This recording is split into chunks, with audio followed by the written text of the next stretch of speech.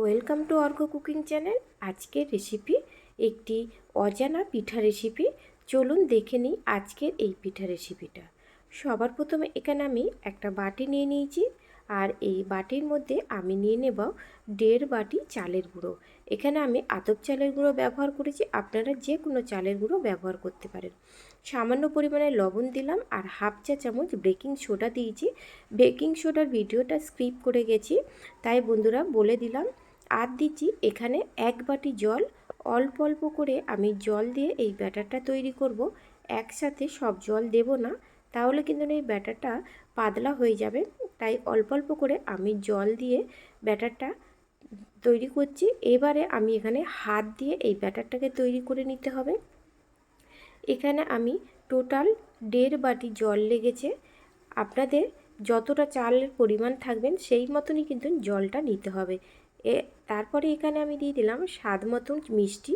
মিষ্টিটা দিলে এই পিঠাটা খেতে আরও ভালো হয়, তাই বন্ধুরা মিষ্টিটা অবশ্যই স্বাদ মতন দেবে। এইভাবে আমি সফট আর আঠালো টাইপের এই ব্যাটারটাকে তৈরি করে নিতে হবে। চাপা দিয়ে ব্যাটারটা 10 মিনিট রেস্টে রেখে দেব। 10 মিনিট পরে আমি ঢাকনাটা খুলে নিলাম। দেখুন ব্যাটারটা কিন্তু অনেকটাই শক্ত হয়ে গেছে, একটু নরম ছিল সেটা একটু আঠালো হয়ে গেছে। এই জন্য বন্ধুরা অবশ্যই 10 মিনিট এটা রেখে দেবেন। আগে থেকে আমি জলটাকে ফুটিয়ে নিয়েছি। এবারে এখানে আমি একটা জালির মতন নিয়েছি, এর মধ্যে আমি তেল ব্রাশ করে দেব।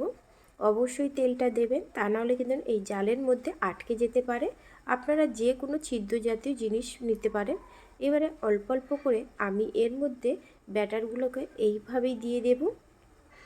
আর আমি যখন এই ব্যাটারটা দিচ্ছি তখন কিন্তু বন্ধুরা গ্যাসের ফ্লেমটাকে হাই ফ্লেমে রাখতে হবে। হাই ফ্লেমে রেখে তবেই এই ব্যাটারটা দিতে হবে, তা নাহলে কিন্তু এটা তলা থেকে একটু পড়ে যেতে পারে। তাই অবশ্যই এখানে হাই ফ্লেমে রাখবেন। এইভাবে আমি ব্যাটারটাকে দিয়ে দিয়েছি।